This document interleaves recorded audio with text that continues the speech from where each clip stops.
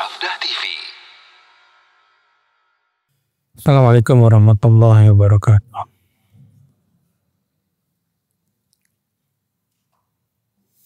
Alhamdulillah nahmaduhu wa nasta'inuhu wa nastaghfiruh wa na'udzu billahi min shururi anfusina wa min sayyiati a'malina man yahdihillahu fala mudilla lahu wa man yudlil fala hadiya lahu.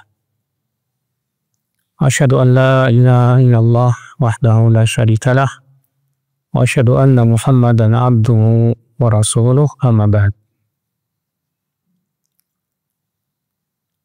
Kita lanjutkan ibu-ibu sekalian kaidah-kaidah tauhid, masih di kaidah tauhid uluhiyah. Kita masuk ke al-qaidatu as-salisatu wal khamsun. Kaidah yang ke-53. La yukhlaqu illa billah aw bi sifatin min sifatihi. Tidak boleh bersumpah kecuali dengan nama Allah atau dengan sifat Allah.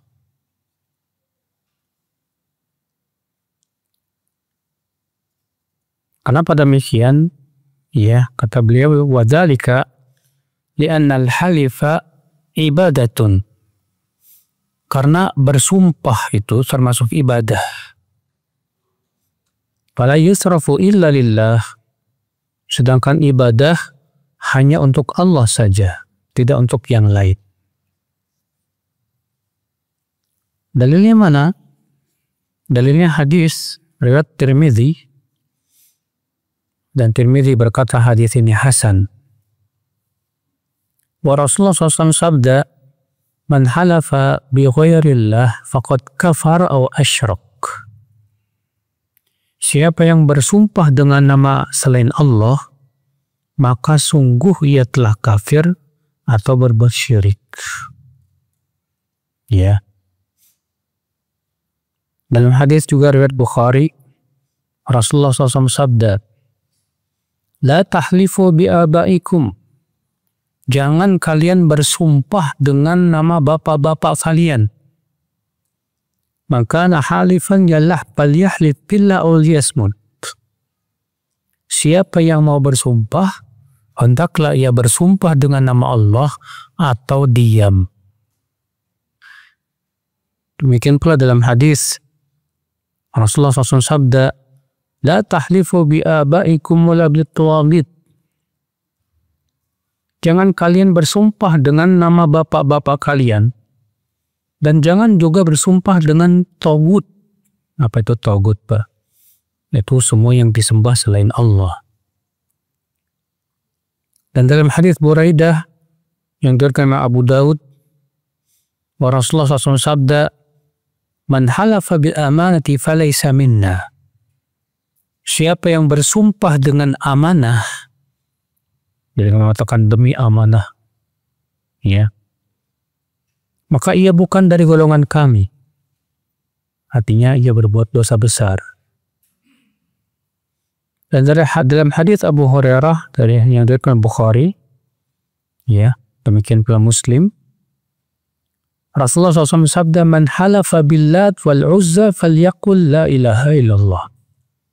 Siapa yang bersumpah dengan nama Latsa dan Uzza, hendaklah ia mengucapkan la ilaha illallah. Ya.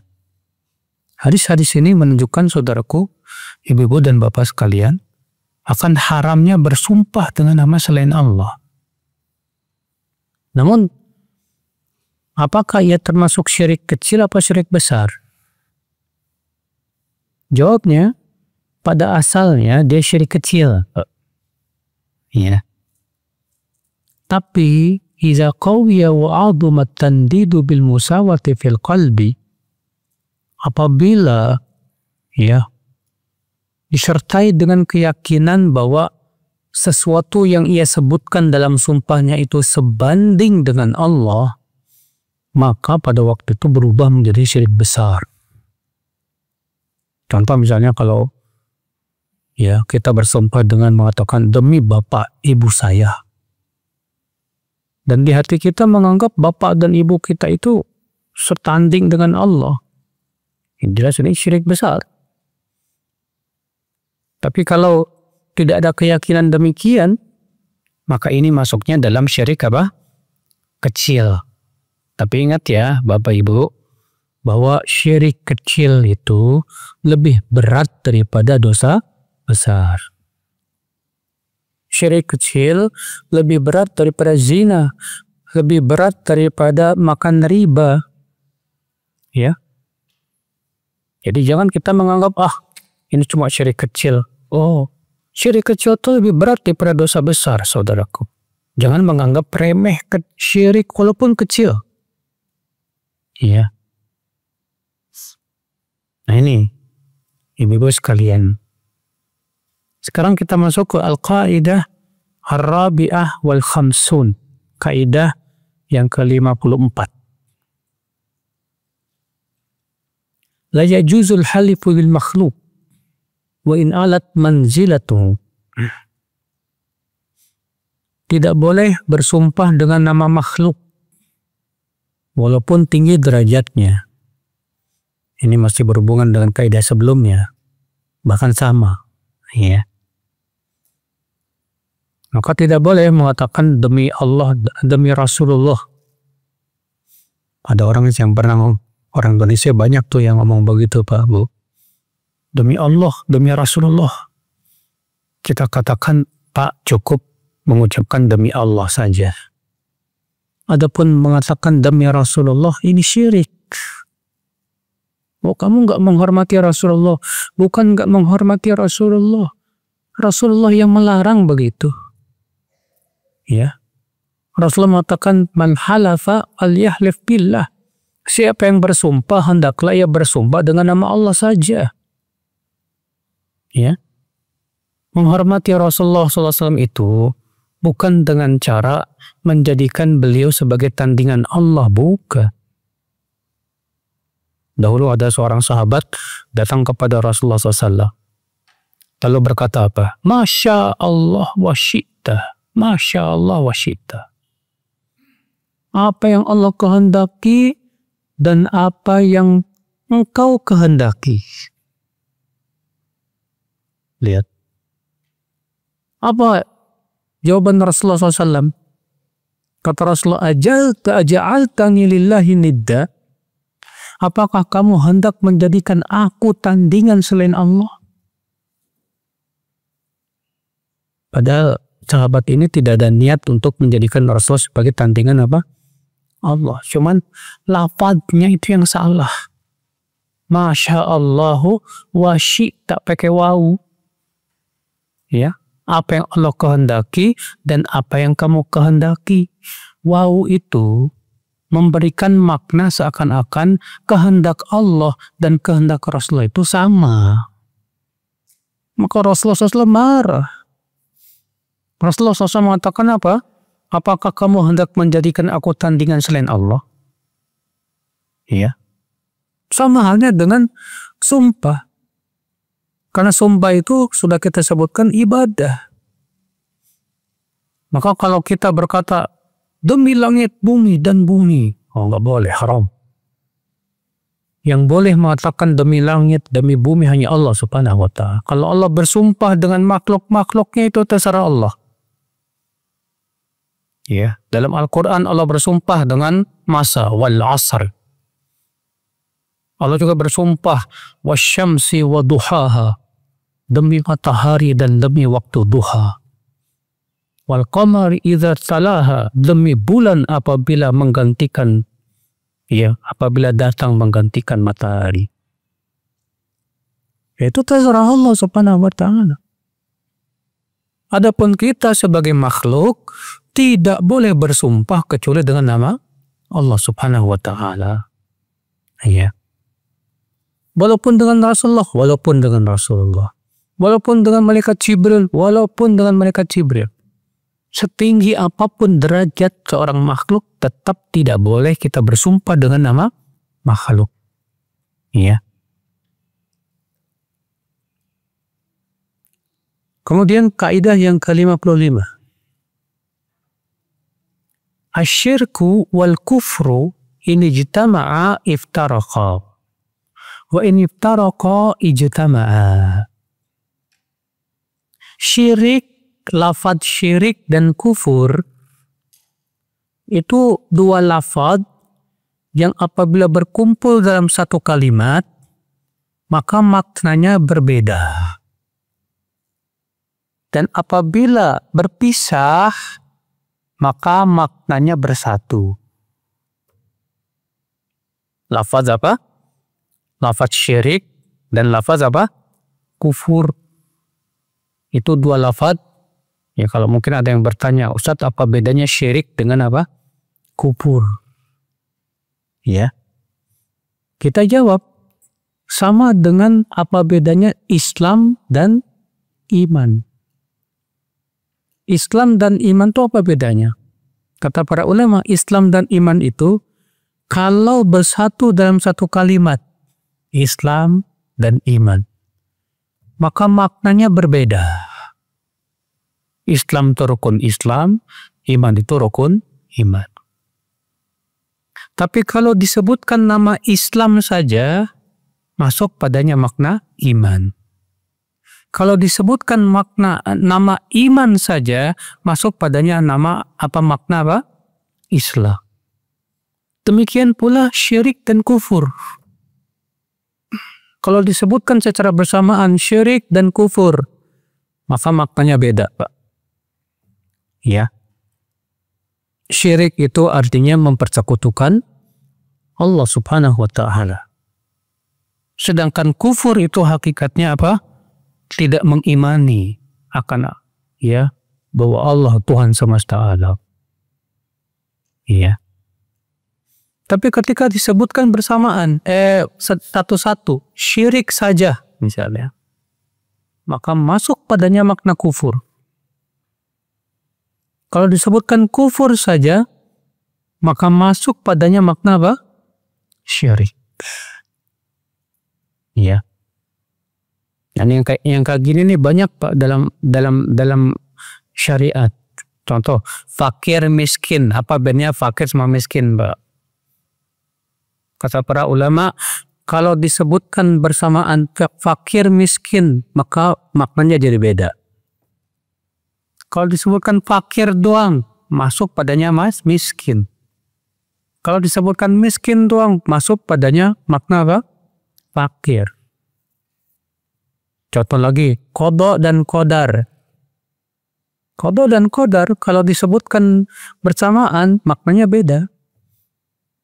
Tapi kalau disebutkan qada saja masuk padanya makna takdir. Kalau disebutkan takdir saja masuk padanya makna qada. Nah, sama juga dengan ini, syirik dan apa? Kufur. Kalau disebutkan secara bersamaan, maka maknanya apa? Berbeda. Tapi kalau disebutkan syirik saja, masuk padanya makna apa? Kufur. Iya? Paham tidak Bapak dan Ibu? Faham, alhamdulillah. Iya. Ikhwata Islam saudaraku seiman. Contoh misalnya Allah berfirman, "Innallaha la yaghfiru an yushraka bih." Sesungguhnya Allah tidak mengampuni dosa syirik. Maka dalam ayat ini masuk juga orang yang kafir. Bukan hanya sebatas apa? Syirik, tapi juga maknanya apa? Kufur. Ya. Contoh lagi Allah berfirman, "Innal ladzina kafaru wa saddu an sabilillah."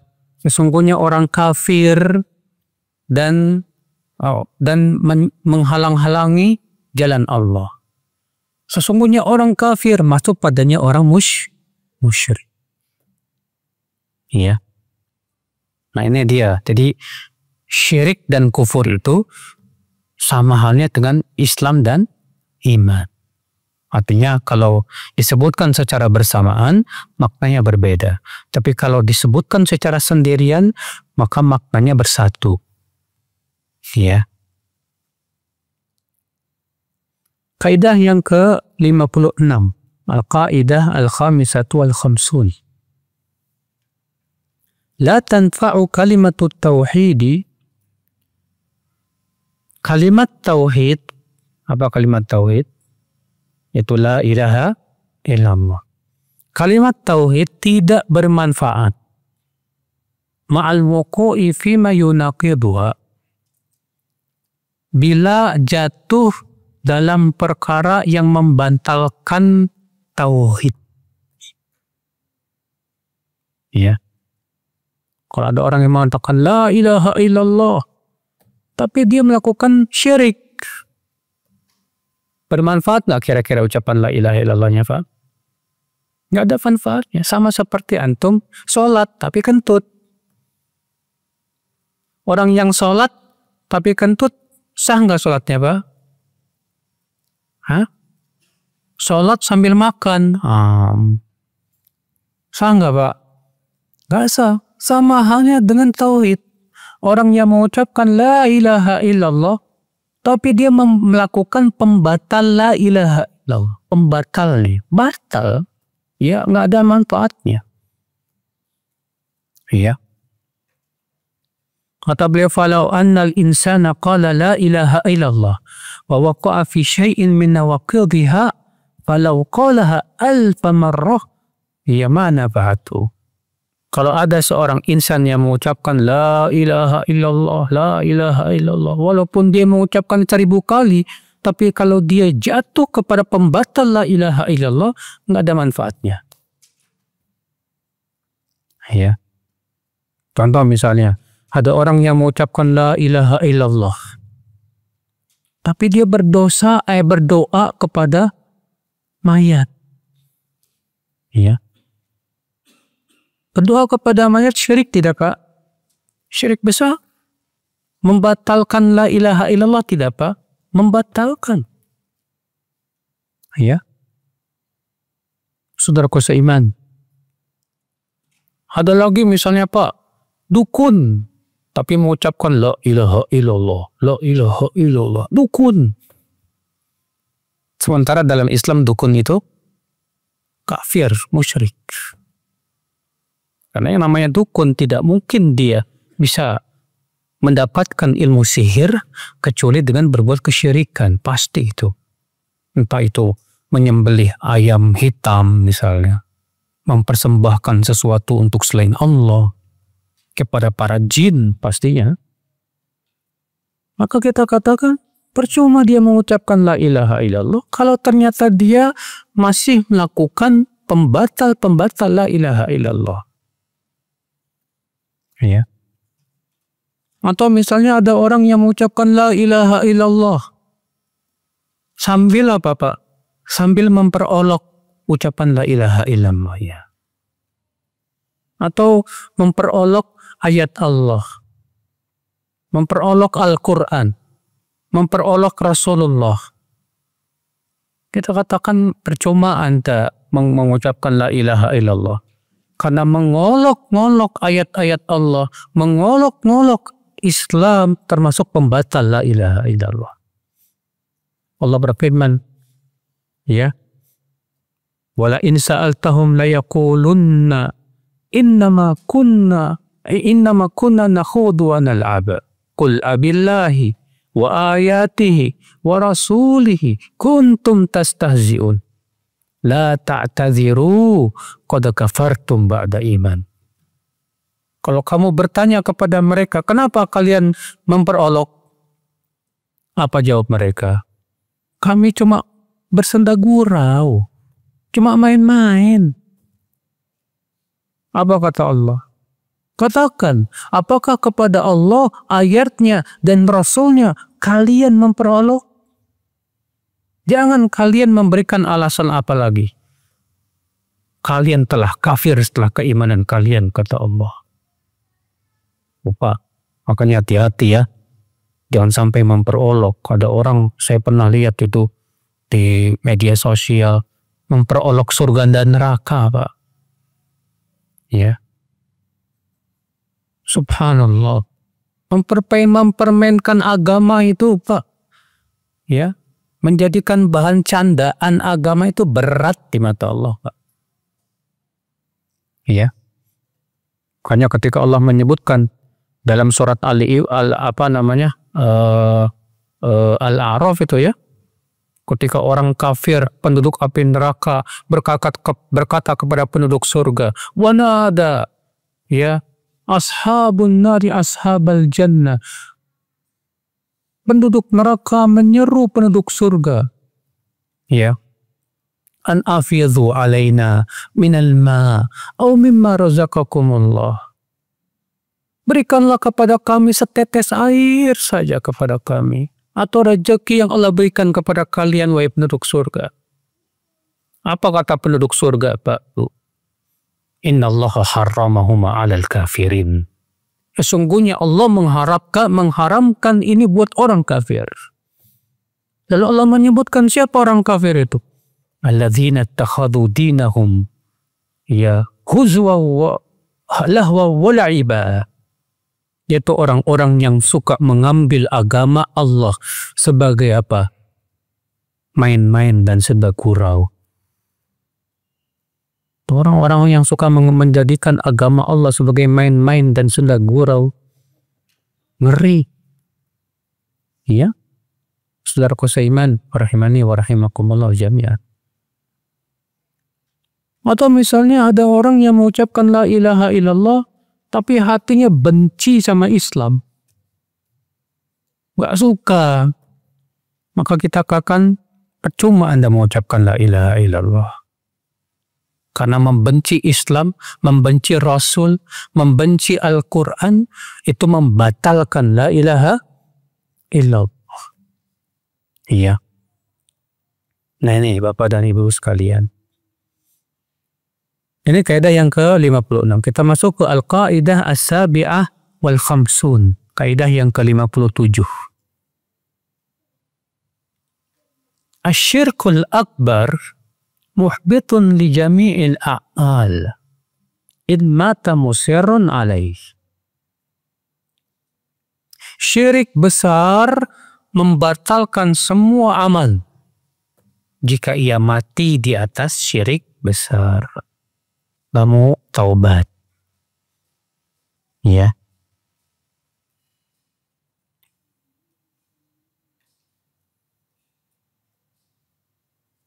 Nah, ibu-ibu sekalian.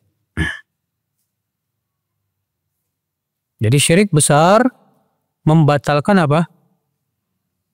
Seluruh amal. Kalau syirik kecil membatalkan apa? Amal yang terkena syirik kecil saja. Tapi tidak seluruh amal. Lalu bagaimana dengan hadis ini, Pak?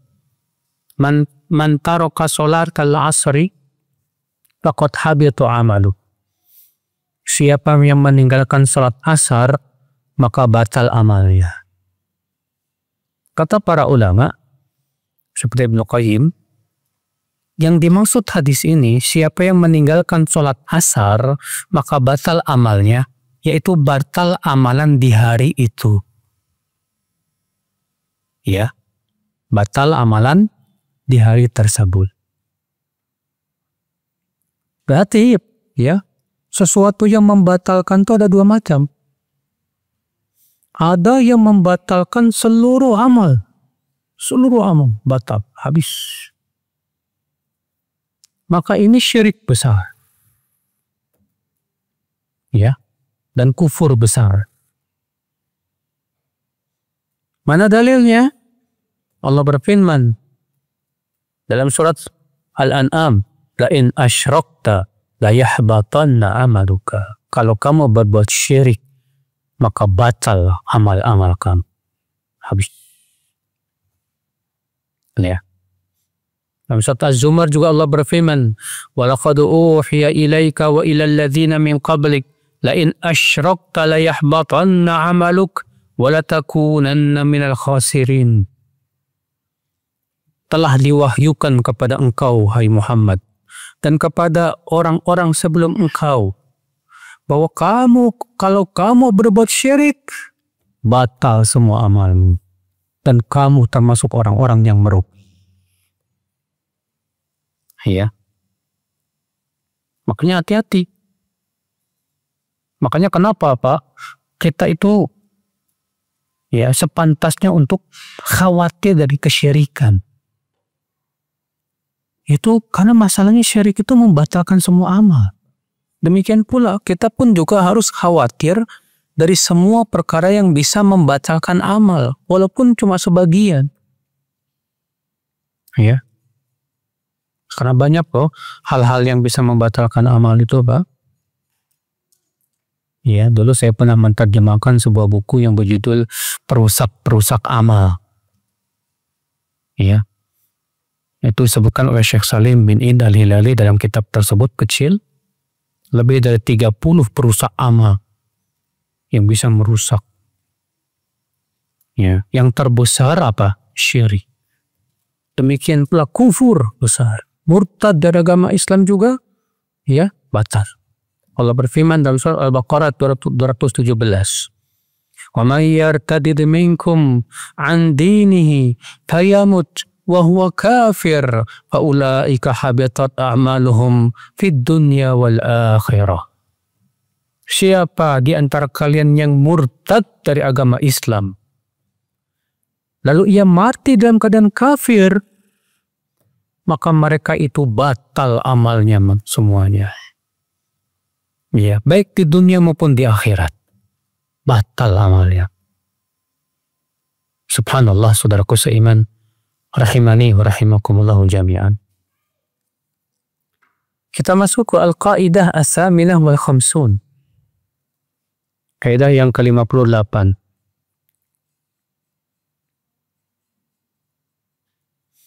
Man ittakhadha bainahu wa baina Allah wasa'ita yad'uuhum wa yastaghithu bihim wa yatawakkalu alaihim kafara ijma'an.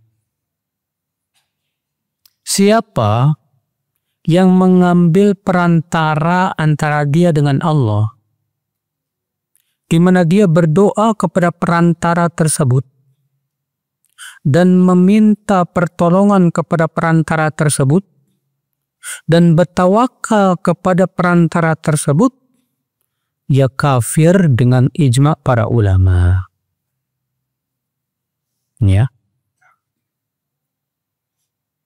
Kata beliau, siapa yang mengambil perantara antara dia dengan Allah. Apa maksudnya perantara di sini, Pak? Yaitu perantara-perantara yang memang dalam Al-Quran dan hadis dikatakan tidak boleh untuk dijadikan perantara. Siapa itu? Mayat yang sudah meninggal dunia.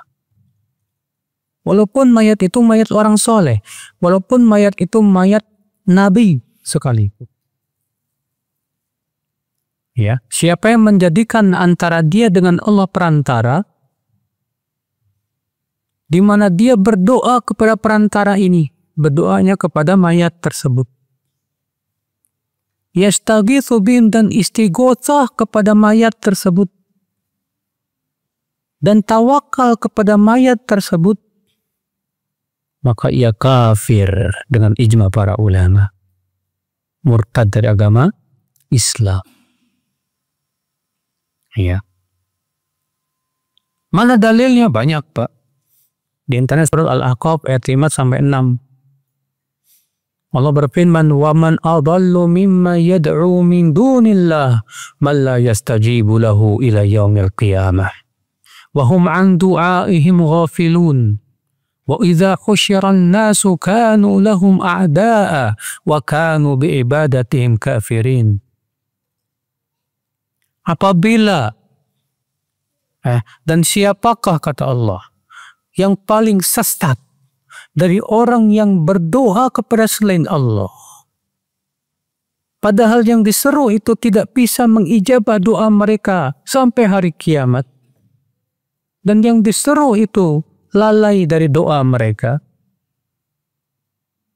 Dan apabila manusia dikumpulkan pada hari kiamat, maka mereka pun menjadi musuh dan mereka pun kafir kepada ibadah mereka. Iya. Lihat, Allah mengatakan bahwa manusia yang paling tersesat itu adalah orang yang berdoa kepada selain Allah. Ya. Dan Allah mengatakan bahwa yang diseru selain Allah, mayat-mayat yang diseru selain Allah itu nggak bisa mengijabah doa. Bahkan mayat itu sendiri lalai dari doa mereka. Lihat, Allah mengatakan begitu. Wahum an du'aihim ghafilun. Dan mereka lalai dari doanya orang yang berdoa kepada mereka. Ya. Nah, sebagian orang, Pak, ada yang berdalil dengan hadis bahwa amalan orang yang hidup itu diperlihatkan kepada mayat-mayat yang sudah meninggal dari kerabat mereka. Apabila amal itu baik, maka mayat-mayat itu memuji Allah dan mendoakan, mayat itu gembira dan memuji Allah. Kalau amalan tersebut buruk, maka mayat itu pun yang sedih dan mengatakan semoga ya Allah Subhanahu wa Ta'ala mengembalikan dia kepada kebaikan. Hadis ini Pak diperselisihkan apakah hadis ini sahih atau dhaif. Sebagian ulama seperti Syekh Albani merujukkan hadis ini hasan. Dan ini pendapat juga yang dikuatkan oleh Syekhul Islam Ibnu Taimiyah rahimahullah dan Ibnu Qayyim rahimahullah. Ya. Nah, mereka berdasarkan hadis ini mengatakan apa? Oh, berarti boleh dong kita minta kepada mayat. Karena amalan kita kan diperlihatkan kepada siapa? Kepada orang yang sudah meninggal itu. Kita katakan kepada mereka, baik, coba pahami baik-baik hadis ini. Kata Nabi, kalau amalan orang itu baik, maka si mayat bergembira. Ya. Dan kalau amalan itu buruk, maka si mayat bersedih hati dan memohon kepada Allah supaya Allah mengembalikan dia. Nah, sekarang berdoa kepada mayat, amalan baik apa amalan buruk? Syirik. Allah sendiri yang mengatakan dalam Al-Quran, "Man adallu mimma yad'u min dunillah." Siapakah orang yang paling sesat dari orang yang menyeru selain Allah, yang berdoa kepada selain Allah? Berdoa kepada mayat masuk dalam ayat ini.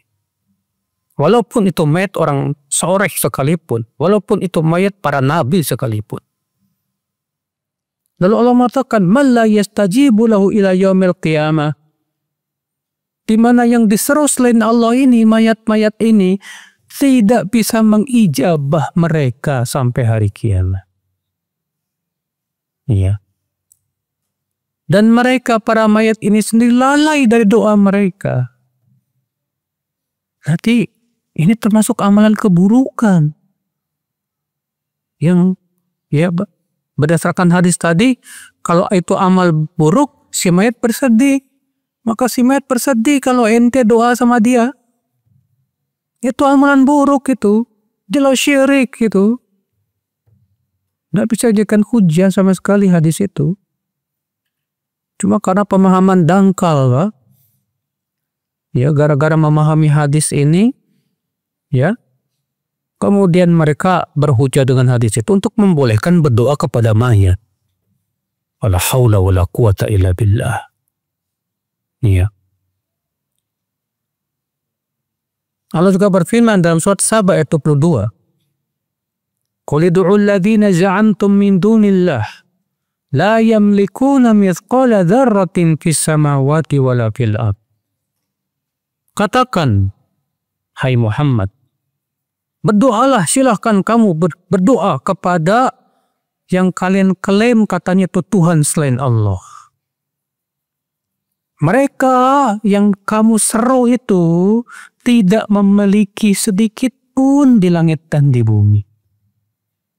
Ya. Masa kamu berdoa sama kayak gituan yang tidak bisa memiliki apa-apa, yang tidak bisa mengijabah doa? Maka itu jelas kesyirikan, tidak Pak? Jelas kesyirikan, saudaraku seiman. Ya. Nah ini Bapak dan Bapak sekalian. Jadi orang yang menjadikan perantara antara dia dengan Allah, ya, di mana ia berdoa kepada perantara tersebut, istighfar kepada perantara tersebut, tawakal kepada perantara tersebut, maka dia kafir dengan ijma para ulama. Ya. Kaidah yang ke-59. Al-Qaidah At-Tasi'ah wal Khamsun.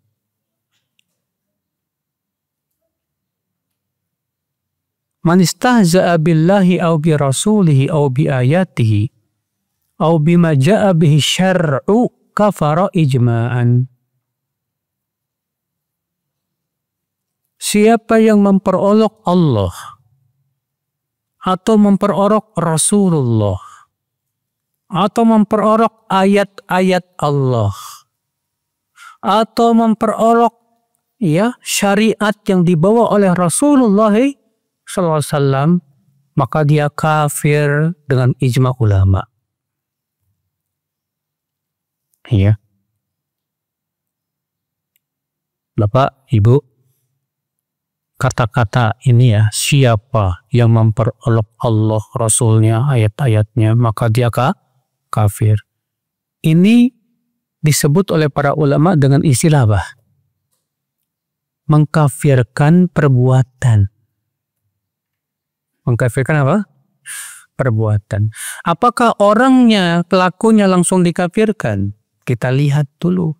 Dia bodoh apa enggak?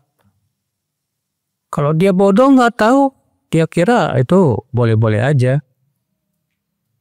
Maka banyak ulama mengatakan dia belum kafir. Ya.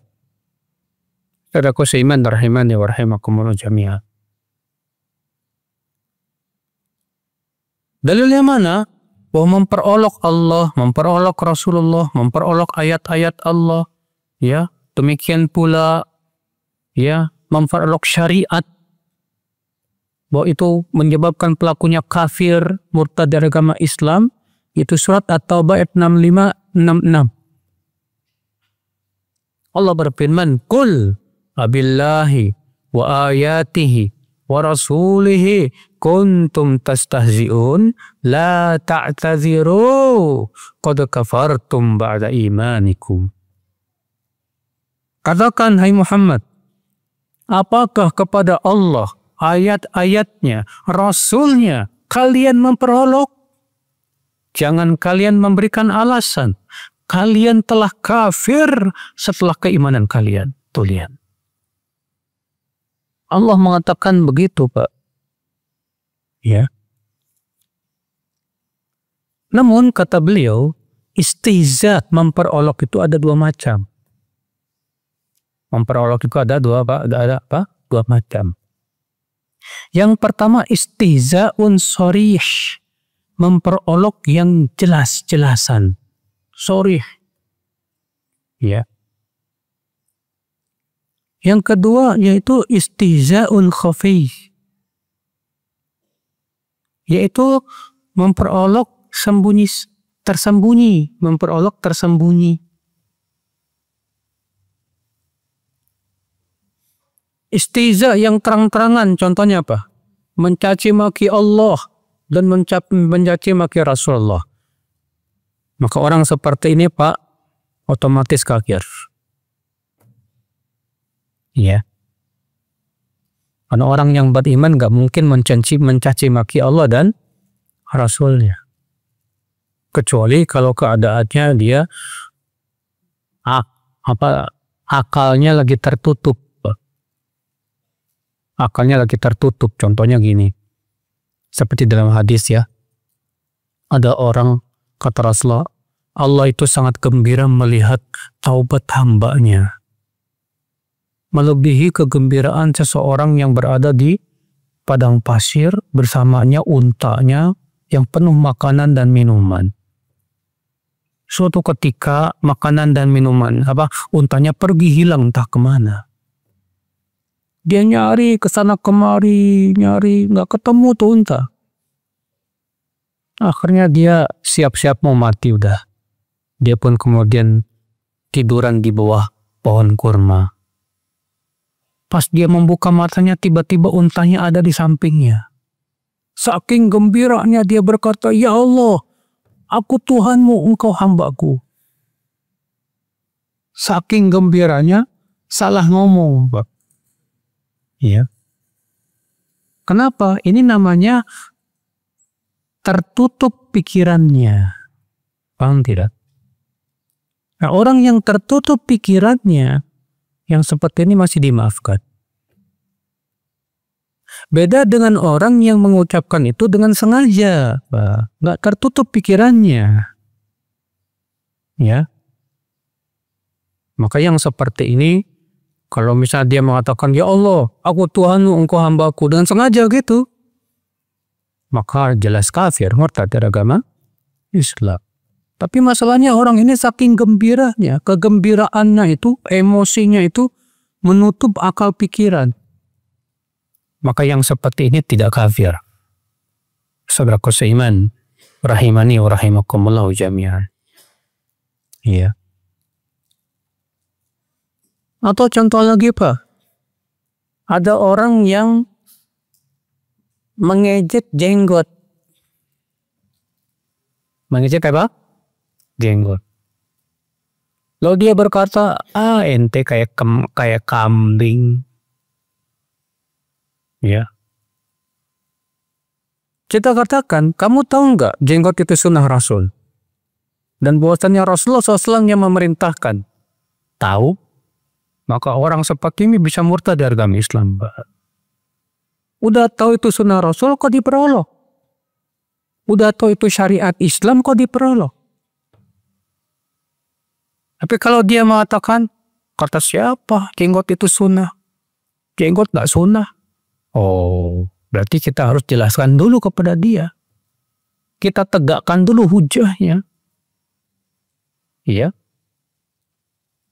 Nah ini saudaraku seiman, rahimani wa rahimakumullah jami'an. Jadi kita lihat, kalau pelakunya kita lihat keadaannya bagaimana. Ya, saudaraku seiman, rahimani wa rahimakumullah jami'an. Nah ini istihza yang sore terang-terangan. Yang kedua yaitu istihza yang sembunyi-sembunyi. Seperti apa? Mengerlingkan mata, mengedipkan mata untuk mengejek, ya, atau menggerakkan apa? Tangan atau kepala dengan niat untuk mengejek. Maka ini pun sama hukumnya, Pak. Bisa membatalkan la ilaha illallah. Kalau dia tahu itu syariat Allah dan Allah yang mensyariatkannya, tapi dia sengaja mengejek syariat Allah, maka orang ini batal Islamnya. Batal la ilaha illallah. Iya. Karena itu hati-hati, Pak, Ibu. Jangan sekali-kali menjadikan syariat Allah sebagai bahan candaan. Ya. Kalau mau bercanda, bercanda silakan. Asal jangan sampai apa? Berisi kedustaan atau mengejek yang memperolok agama Allah Subhanahu wa taala. Jangan sekali-kali menjadikan syariat Allah sebagai bahan candaan. Ya. Kalau mau bercanda, bercanda silakan. Asal jangan sampai apa? Berisi kedustaan atau mengejek yang memperolok agama Allah Subhanahu wa taala. Kaidah yang ke-60, al-qaidah as-sittun.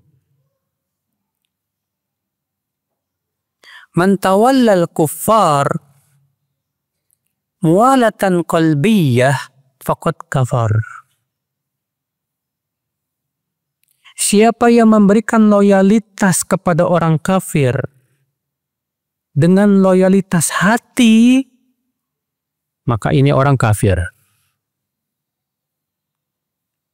Saudaraku seiman, rahimani wa rahimakumullah jami'an. Ya. Ketahuilah saudaraku bahwa pemberian loyalitas itu ada 4 keadaan. Ya, al-muwalah. Muwalah itu artinya pemberian loyalitas.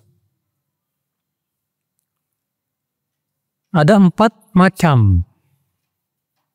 Kata beliau, fabana lana anna al-muwalata laisat ala rutbatin wahidah.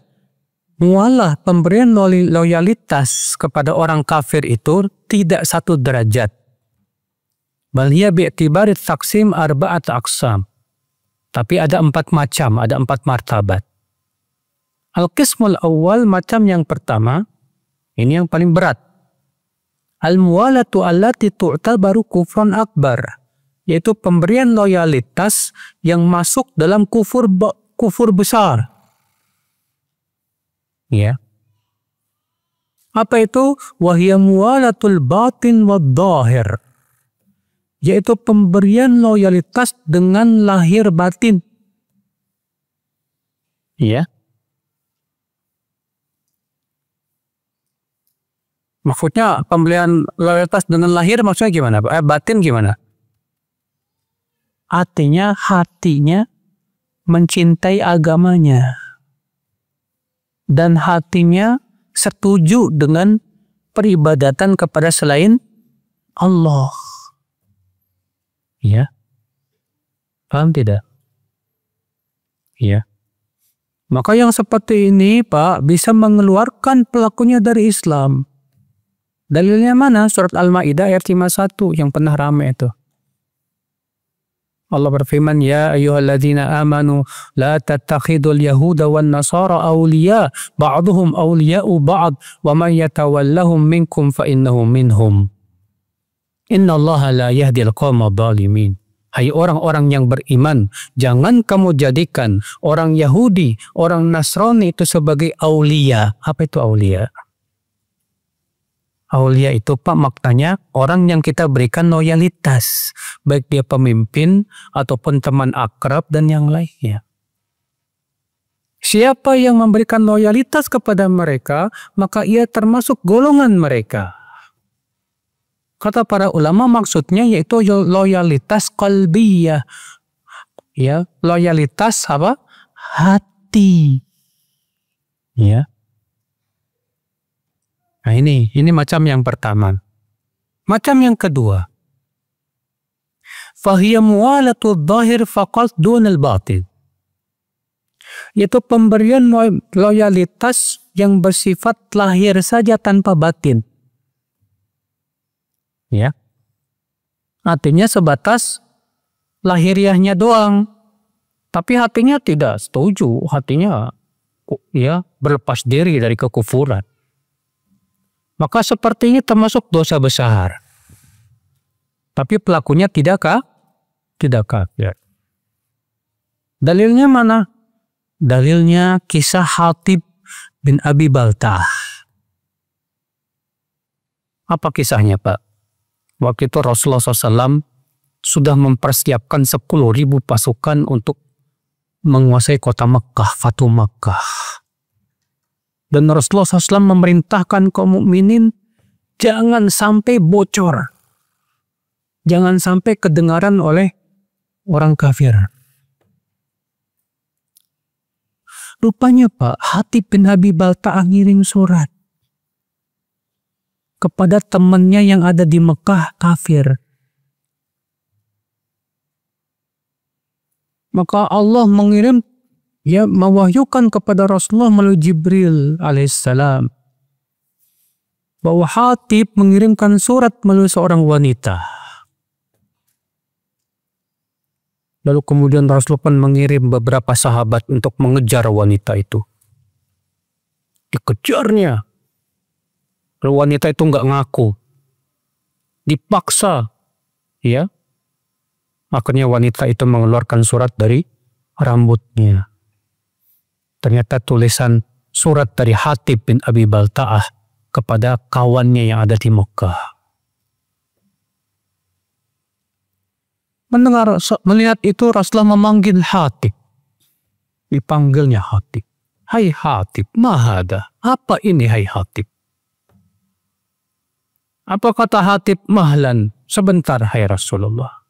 Demi Allah, Aku melakukan ini bukan karena aku kafir kepada Allah. Bukan karena aku cinta agama mereka. Tidak sama sekali. Tapi hai Rasulullah, kalian ini kan punya keluarga di Mekah yang bisa melindungi keluarga mereka. Sementara keluarga aku di Mekah nggak ada yang melindunginya. Iya. Dan satu riwayat, aku dulu pernah punya hutang jasa sama kawanku. Dia dulu pernah menyelamatkan aku dari kematian. Aku ingin mudah-mudahan ini kesempatan aku untuk membayar jasa dia. Ternyata niatnya Hatib bukan untuk apa? Kafir kepada Allah dan Rasulnya. Tidak. Paham tidak, Pak? Apa kata Rasulullah? Sodaqah Hatib. Benar Hatib. Umar nggak terima. Apa kata Umar? Ya Rasulullah, da'ni adrib unuq hadal munafik. Hai Rasulullah, biarkan aku memenggal leher orang munafik ini, ya Rasulullah. Apa kata Rasulullah? Hai Umar, bukankah Hatib dia ikut perang Badar? Sementara Allah berfirman kepada orang yang ikut perang Badar, "I'malu ma syi'tum faqad ghafartu lakum." Silahkan kamu lakukan apa yang kamu mau, aku telah ampuni dosamu. Ya. Jadi Hatib ngirim surat kepada temannya yang kafir. Nah ini kan loyalitas tapi yang bersifat apa? Lahiriah. Hatinya tidak. Hatinya nggak kafir.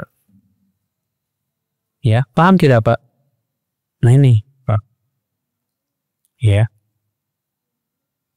Maka dari itu saudaraku seiman, rahimani wa rahimakumullah jami'an, mualah pemberian loyalitas yang sifatnya sebatas lahir saja tanpa batin tidak mengeluarkan pelakunya dari apa?